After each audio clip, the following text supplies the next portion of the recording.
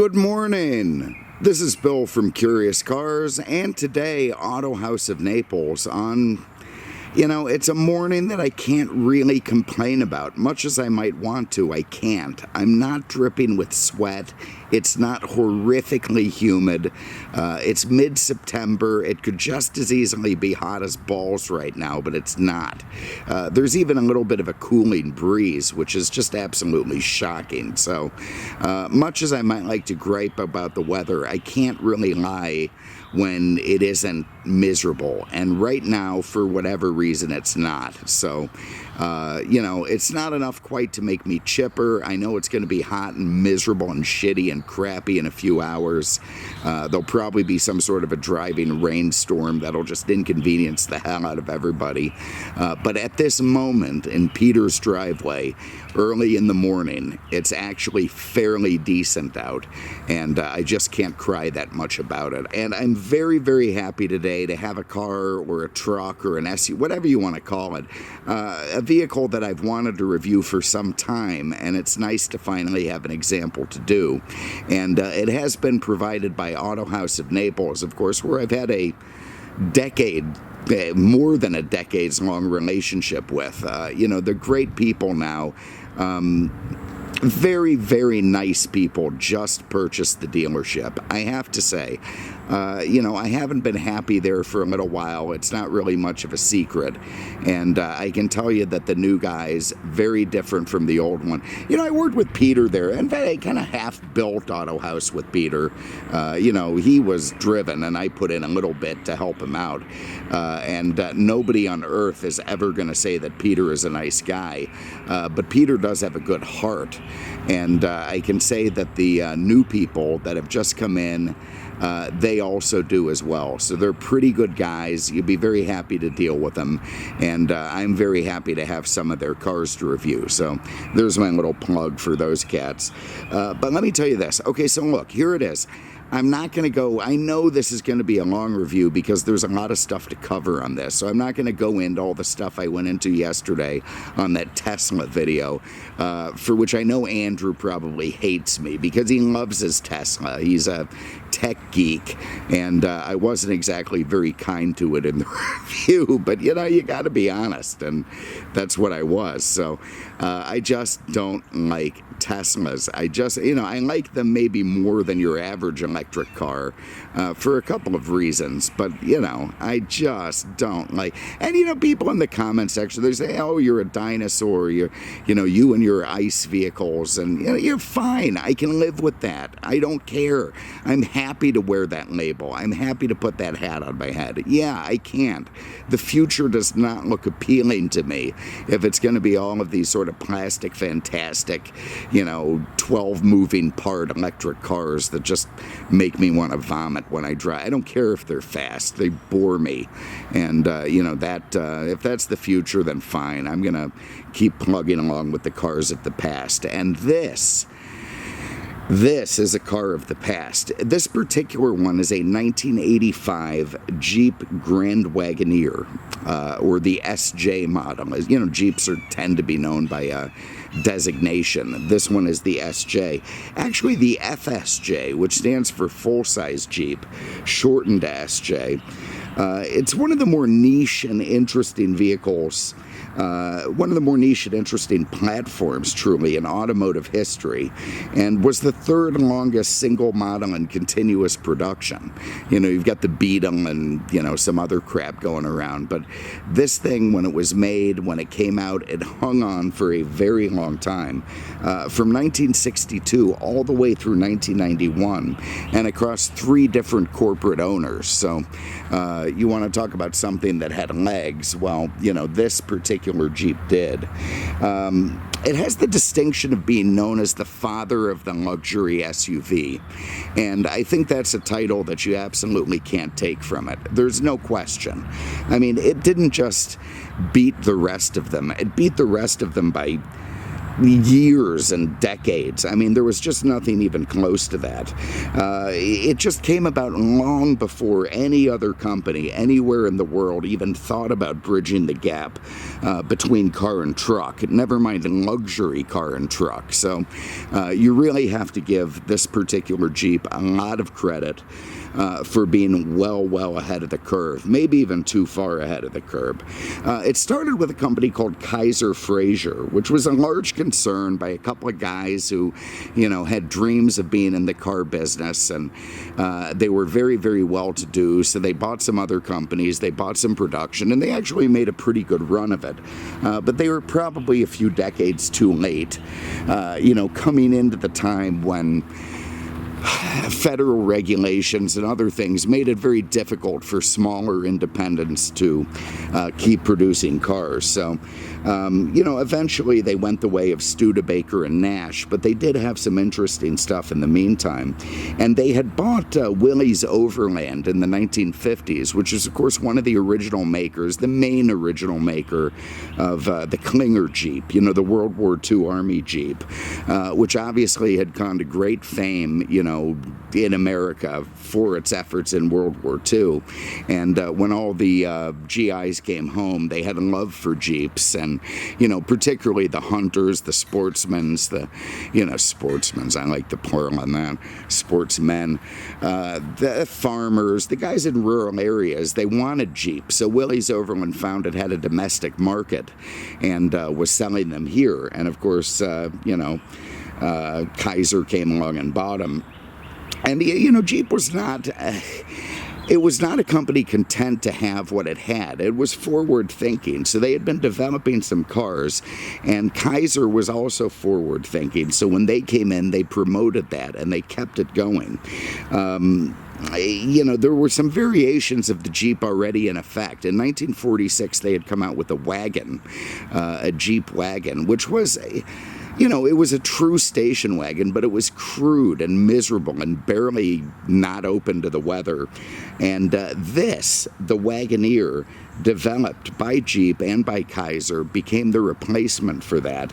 And you really have to give those guys some credit for inspiration. They decided that they wanted to have a rugged and durable off-road vehicle that would live up to the Jeep name, but still had enough car-like feel and features to appeal to what was then the modern American family. And they succeeded in droves. I mean, they debuted this in 1962. 1962, and it did very well right out of the box, particularly because it had absolutely zero competition of any kind. The Range Rover, which is probably its most, ongoing competitor, enemy, whatever you want to call it, was still years away in a distant future. And the four-wheel drive and off-road offerings from the big three and other domestic makers had all the look, feel, and joy of a farm tractor. I mean, they just weren't in any way something that people who needed to go to work and commute and that sort of thing would want. I mean, they were just stuff for people who were going out duck hunting or farmers in a field. Jeep and this particular vehicle were kind of the first people to envision that a family might want something that was also an off-road capable car. It had a car-like dashboard, it had optional seat belts, power steering, an actual radio, available air conditioning, and at the time even an optional independent front suspension, which was later dropped, even though it was pretty good. And these were all pretty big advancements. Yeah, you can't even say they were just pretty bad. I mean, they were the only advancements in true off-road four-wheel drive stuff. There was just nothing else like them. There were 2- and 4-door variants. Initially, there was even a panel van with 2 doors and, enclosed back. There was a 2-door truck that was called, I think it's technically a different platform, but it's basically the same architecture. And it was called the Gladiator. And frankly, it's just infinitely cooler and well more useful than its modern namesake, which is, to me, just silly Jeep front end, tiny little box in the back thing meant to appeal to people who want to appeal to, show off to their friends. And, they couldn't fit a friggin' cooler in the back if it was more than 80 quarts. So, these were pretty useful vehicles at the time. The Wagoneer itself, the design was drawn by a guy named Brooks Stevens, a very famous designer apparently, acclaimed and responsible for winning efforts like the Miller Brewing logo. He did the Harley-Davidson Hydroglide. Eventually he would do the Volkswagen 412, and maybe most famously the Oscar Mayer Wienermobile. So apparently the guy had a bit of a gift. He also did kitchen designs and was responsible for some sort of robin egg look of the 60s and something called a Skylark design with Formica that was very popular. So he was a pretty cool cat, and I have no doubt that he was intensely egotistical like all of these designer douchey types, but I don't think even he realized that this Jeep design would last for about 3 decades and then become an instant classic immediately thereafter. So he really did make this thing work. From the beginning though, it appealed to the moneyed set, the landed gentry. He really found the right niche, and Jeep certainly did as well. I don't even know if that's what they intended, but it worked out that way because it exuded a character that those people seem to like. There's this rugged durability below with a handsome and somewhat luxurious appointments above. The thing worked really well in your Martha's Vineyard estate. You could go around, you could tour your wineries, you could tour your lands, and still show up at the country club later on with your family in tow, looking like you had your shit together. So straight off the bat, it became something that the well-heeled people liked. And also, because of that, it became something of a cash cow for the dealers and the makers. I hear Peter back there running shit. My God, come on, stop revving that thing up.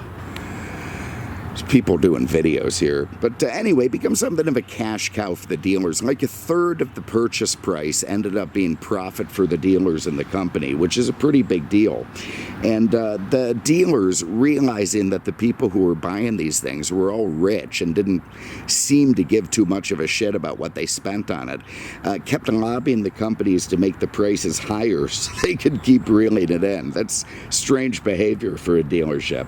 And this is why AMC kept developing the Wagoneer when they bought Jeep in the 1970s. They recognized that this thing had legs and decided to keep going with it.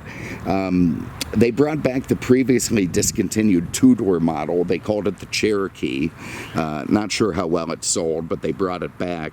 And they kept the truck-going version. They stopped calling it the Wagoneer, whatever the hell, the Gladiator. They took that name away and it became something else, but that continued on all the way through 1987, actually. And at a certain point, they dumped the independent suspension. Despite it being pretty well reviewed, nobody really seemed to go for it, so it ended up being more of a waste. They also got rid of the two-door at a certain point. The panel van was long gone, and the two-door eventually went the way of the Dodo.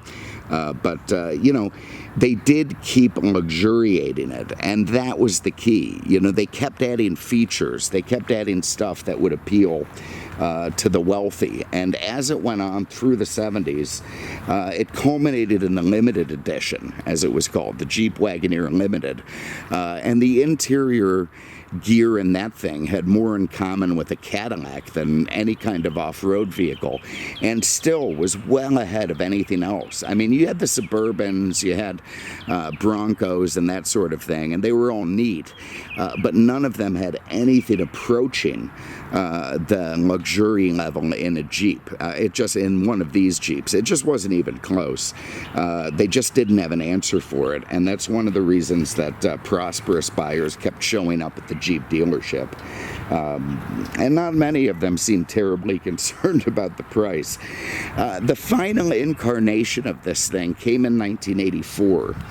And that was when Jeep released the XJ platform. I did a video on that thing, and I'll link to it below.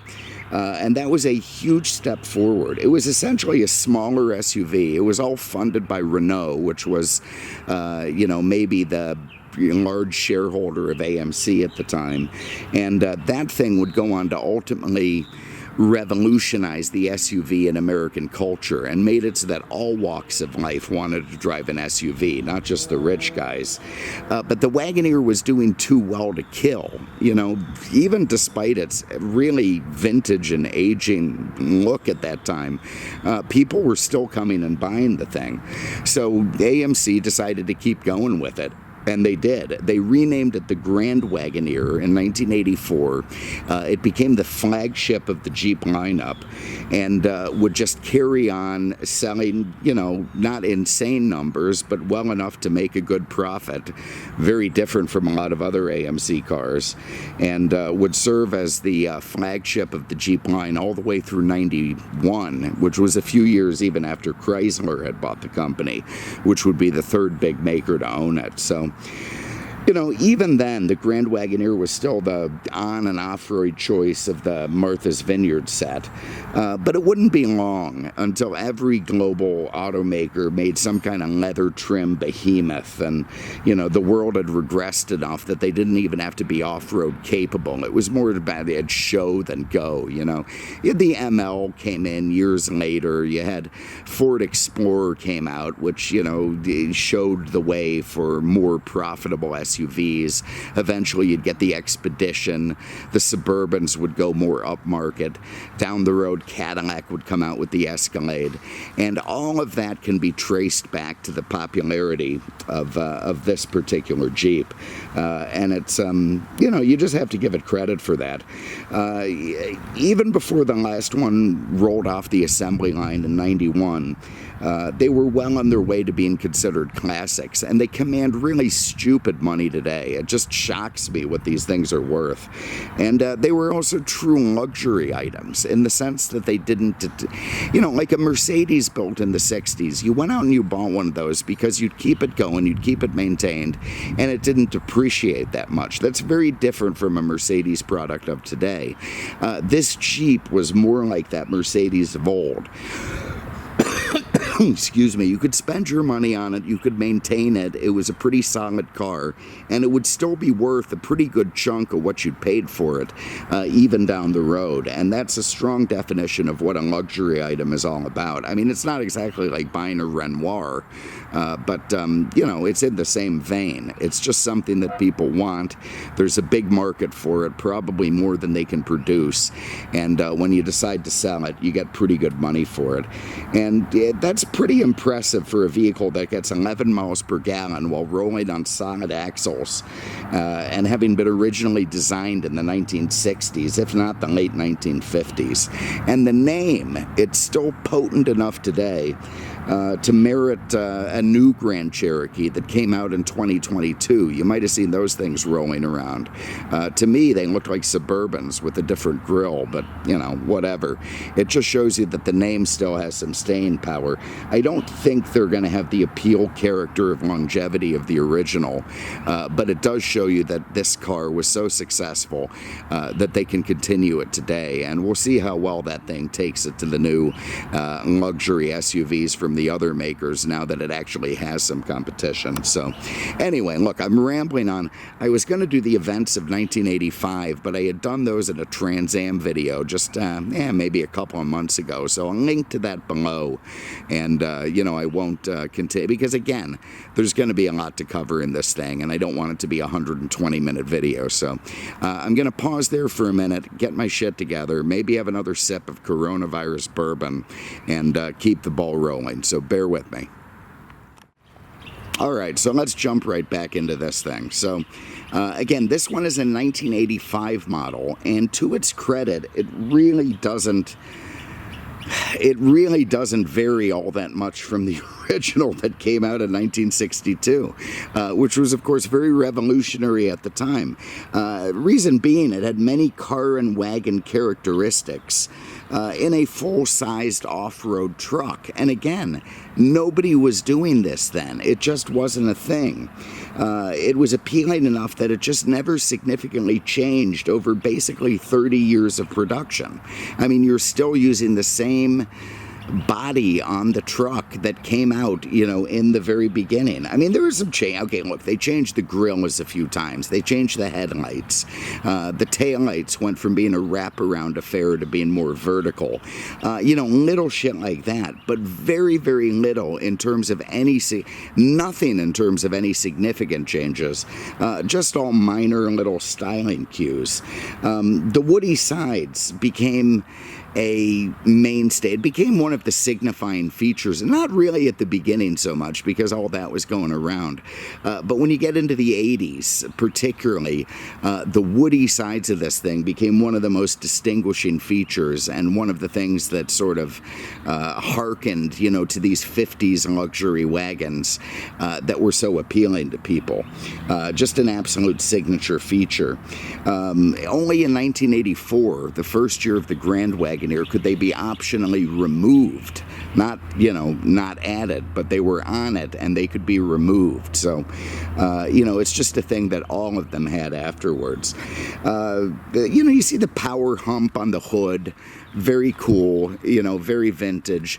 Initially round headlights, but now square. They had a variety of different grills. Some were thin and vertical, others were wide, some egg crates, stuff all changed over the years. Eventually in the 80s, you got these Marshall, the fog lights up front, which look pretty cool. You got bumperettes. You got oddly aluminum bumpers. I don't know why that's a thing, unless it was for weight or what the reason was, but these things had aluminum bumpers for quite some time. There's a very nice and judicious use of chrome around all the windows, the windshield, the back, of course the bumpers. They went with these 15-inch alloys in the 80s, which were extremely attractive. And of course alloys, even in the 80s, were not standard. You still had a lot of steel wheels and hubcaps and that sort of thing. So alloys signified a sort of an upmarket appeal. You had the Grand Wagoneer, grand being in a script. You had chrome mirrors. You had a luggage rack on top with an interesting ridged roofline, again, hearkening back to the early times. There's wood trim on the luggage rack for no good reason other than, again, upmarket appeal.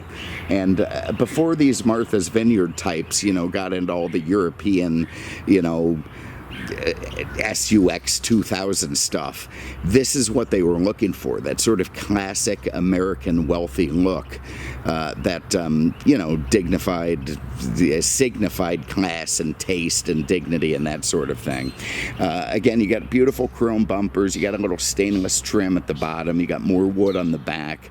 There's those vertical taillights we just talked about. The greenhouse is very light and airy because it harkens to a time before all the rollover protection crap that made all that stuff thicker, when it was first coming out. So there's loads of glass and not too much in the way of pillars. And I really like the way the chrome trim sort of all comes together so it fills up the entire side window panel. There's no body color at all from the door frames up. I mean, I just think it looks great. You got a normal looking gas cap there. You got your 4-wheel drive sticker there, decal in the back. You also your select track, which we'll get into in the mechanicals. And, all in all, very, very interesting vintage and moneyed look that carried on decades past it was, it ever being intended to. So let's have a look here in the back.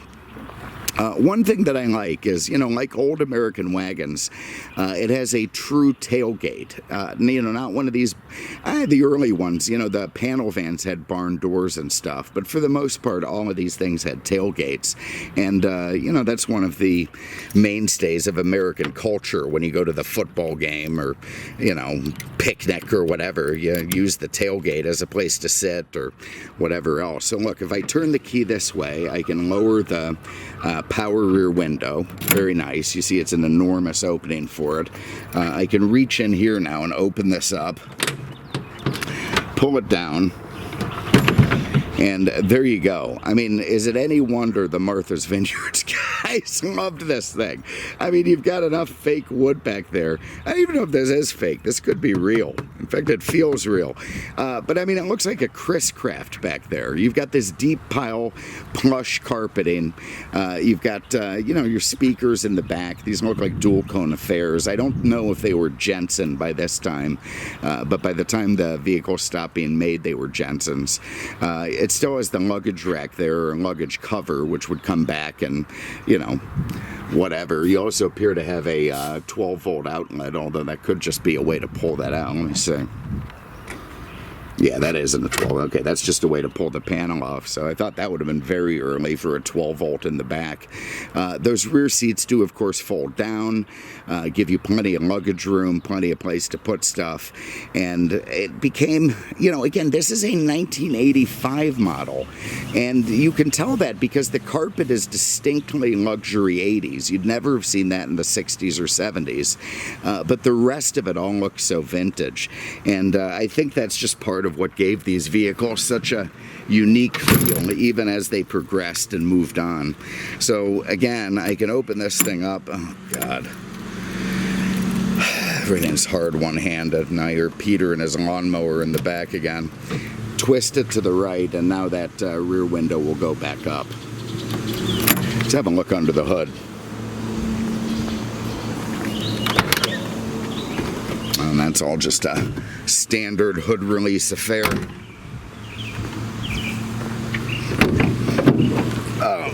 Oh God, that's heavy. Well, thank God they use springs instead of a prop rod. So in 85, I think you could still get the inline set. Look, without getting into all the tedium of engines, and one could, because again, you're talking about a vehicle that spanned 30 years. So there have been plenty of engines put in these things, mostly inline sixes and then V8s. And originally there was a Jeep V8, a Kaiser Willys V8. Kaiser tried to make a V8, but they couldn't. They failed. But there was a Willys V8 that was in it. There was a Buick V8 that they put in these things for a little while. And after that, just a series of AMC V8s and AMC inline sixes. By the time 87 rolled around, excuse me, that was it. It was the 360 V8, the 5.9 liter. There wasn't you could get a 6.6 liter for a couple of years, but they discontinued that. That was the biggest V8 they ever put in one. But interestingly, even after Chrysler bought them in 87, they did not bother putting their fuel-injected V8 in it. They just left it with the AMG. They just left it with the AMC 5.9 4-barrel carb all the way through 91, which is interesting. They did put a transmission in it, their own 3-speed automatic. But otherwise, they just left it the way it was because it was just such a cash cow. Long ago gone were any of the 3 or 4-speed manuals. They were ancient. The thing never got an overdrive transmission. And it just sort of, it went along being what it was because it was adequate. In 85, this thing was rated not quite 150 horsepower, pure malaise, but did have 280 foot-pounds of torque. So, it was certainly adequate. I love the way the interior light's still working and everything looking good under there. So, anyway, it was the 5.9 V8 that carried it through all the way to the end. And, just a terrific engine. Simple, easy, wonderful to maintain, and a very cool piece all around. And, mechanically, you're talking, it had 11-inch drums in the beginning, big drums, but still drums. Down the road, that went on to disc drum, power disc drum, which it has now. And the suspension, you could even see it here. You're talking about real ox cart technology. You got leaf springs up front and in the back, solid axles, and despite that, the thing rides like a Cadillac on the highway, which is a pretty good feat of engineering. The independent suspension that they had come with at one point, very well reviewed, very advanced for its time, but apparently not enough people ordered it. It wasn't financially prudent, and they did away with it. So There you go. There's the mechanicals. I'm going to pause for a minute. We're going to have a look at the rest of the interior, and then we'll take it for a drive. So bear with me. All right, so let's get into this thing. So, you know, again, you can just see the vintage styling all around it. Look at the big clunky chrome push-button door handles. I absolutely love it. Unapologetically American. In the back, you've got room for 3. You can see how they took this off-road platform and just made it into contemporary, at the time, American luxury. By the time this thing rolled around, it was vintage American luxury. But you also have to realize that this is going up against an 85 Chrysler Fifth Avenue, which frankly didn't look that much different in terms of the carpets, the materials, the leather, the seats, the handles. You know, they still had that chromy, chunky vintage look that this one has. Only now, when you look back, does it look much, much more vintage than it should be for even 1985. Look at this big, ridiculous door handle. Big pull thing. You got a little pull handle here and here, just in case, you know, you want to choose which one to pull. I think I'd pull this one, but you never know. Maybe that one. You got an ashtray because people still smoked back then. You've got a window switch that's chrome and wood with screws.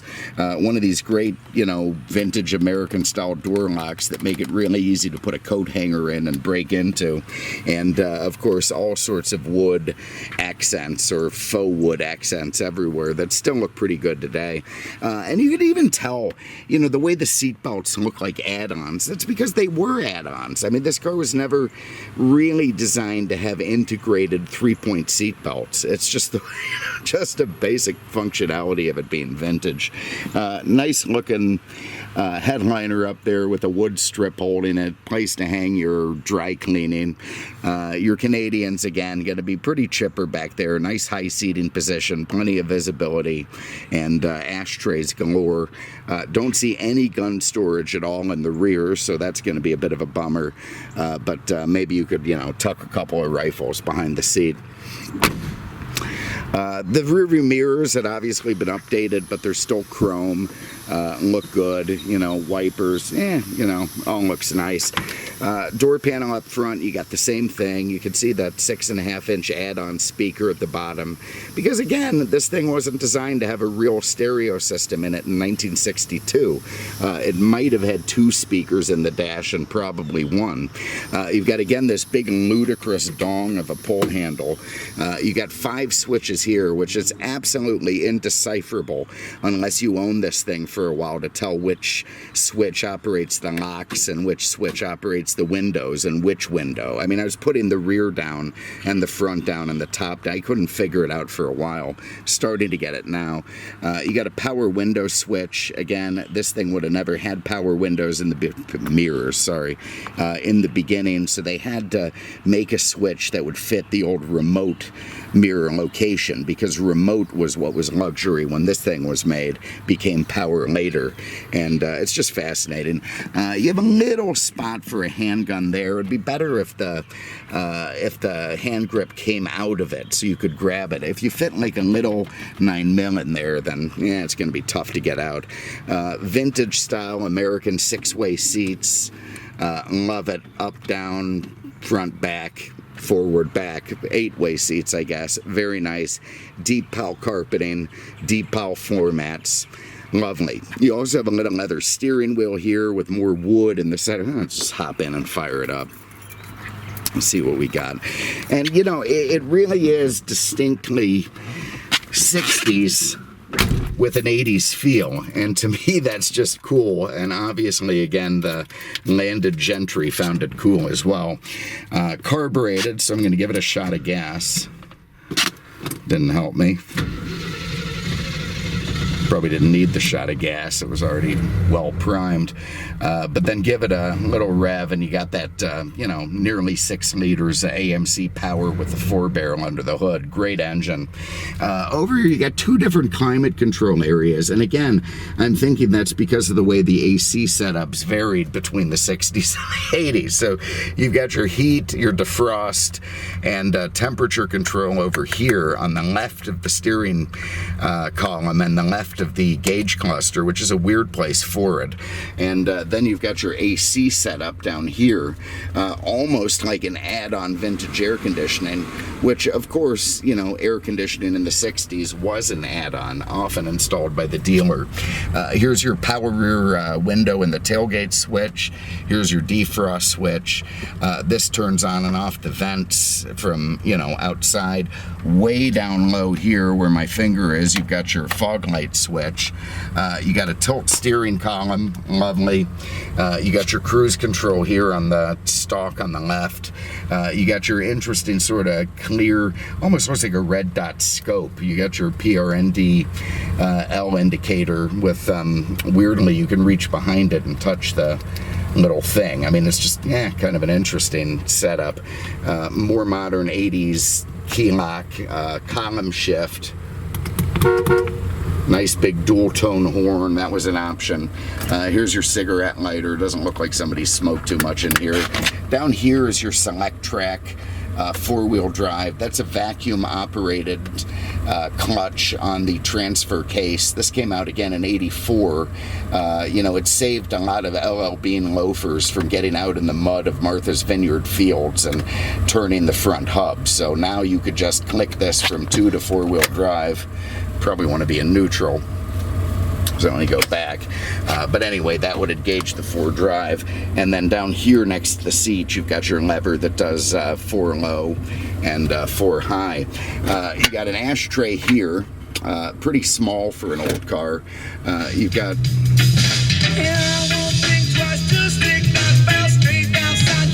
You got Santier on the radio. Already money with digital tuning and a cassette. You got a quartz clock. You've got this weird 60s style big center glove box, so you can, very, very nice place to put, you know, a big revolver, big handgun. You know, you might even fit the smallest little Krinkov AK pistol in there, or whatever the hell it's called. Although I don't think you're going to get it in there with the clip attached. Over there, you've got more Jeep logos. The 91s, the only real difference in them, they had a little logo saying Final Edition. You've got smoker vent windows, which are great. They were still around in the 80s, but they were getting much, much rarer, and I love that it has them. You've got this teeny tiny little, you know, window attached, whatever the hell it is, rearview mirror. You've got no cocaine mirror on the driver's side, but you do on the passenger side for your posh, you know, Lacoste wearing, polished, wine drinking, bitchy wife and Martha's Vineyard, who came from money, and, you know, you wish you hadn't married her, but you do enjoy the set. So anyway, look, let's let this thing and drive and go for a spin. Very nice air conditioning in this thing, nice and cold. You've got a very nice high seating position. You see that power hump and all the creases inside the hood, lovely. Wipers are not hidden, but they're muted. And the power steering has a very nice over assist to it that, you know, again, this was a luxury vehicle. This was a Cadillac for people who wanted to go off-road, and it works out very, very well. Your instrument cluster, you got oil pressure, pretty full gauges. You got a, it doesn't look like a voltmeter, actually looks like an old school ammeter, which is interesting, but of course, the car's old school. 100-mile-an-hour speedo. This one has just 84,000 miles on the clock. You got your temperature and your fuel gauge, which you better keep an eye on, because the fuel mileage on this thing absolutely sucks.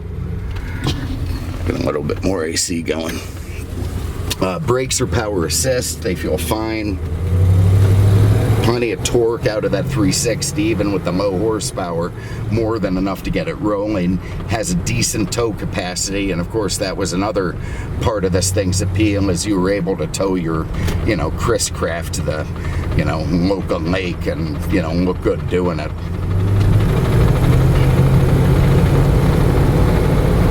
And I have to say again, for a thing that's got solid axles and leaf springs front and rear, it's got a shockingly smooth ride. I mean, way better than a Jeep CJ type thing, which, you know, to me, they drive like they drive like ox carts. I mean, this actually sucks up some of the bumps of the road and feels pretty good doing it. You know, I've got ice cold air conditioning, I've got lovely power assisted steering, and it's just a terrific cruiser. And that was, of course, a big part of this vehicle's appeal. I mean, you show up somewhere, you look like a mixture between, you know, a lumberjack and a New York stockbroker. You've got your, you know, all-wood Chris Craft on a trailer behind you. You've got your bitchy wife in the seat next to you.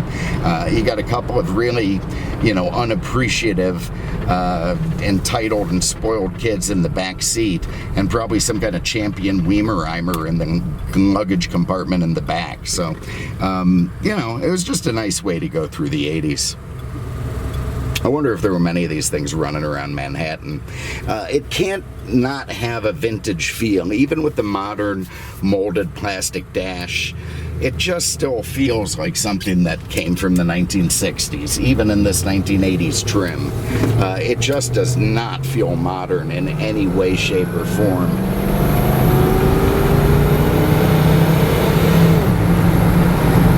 Nothing but a 3-speed, no overdrive. Kind of crappy fuel mileage, but yeah, whatever. You can afford it. And it goes down the road nice. I won't say wind noise is at a minimum, but of course you're talking about something that was designed in the 1960s, so, you know, how tight could it be? But what a fun piece to cruise. You can see why these are so collectible, and you know, why you have to pay a fortune for the friggin' things today. So look, anyway, there it is. I'm not going to keep going. I hope I get this video up today. That's my mission. And otherwise, I got more fun stuff coming from Uncle Johnny. Maybe a couple of the cars I bought at that Savannah sale. They're boring. We've already done them. We won't do them again. But there's 2 or 3 that are kind of neat, and I'm going to try and get those ready and up. After my lady friend comes home, we'll try that St. Augustine trip in the RV, God willing, and you know, just go ahead and keep the ball rolling. So thank you very much for having a look. Really appreciate it, and we will see you with the next one. Take care.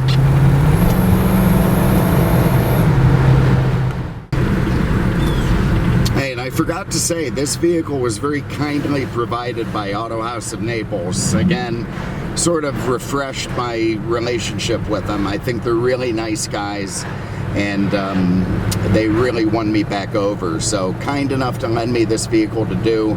It is for sale at Autohaus, so if you have an interest in it, give them a call, 239-263-8500. The sales guys, really good cats. You like talking to them, pretty knowledgeable about the cars, and I can tell you, you know, from what I've felt on this one doing the video, it's a real nice piece. So have a look at their site, autohausnaples.com.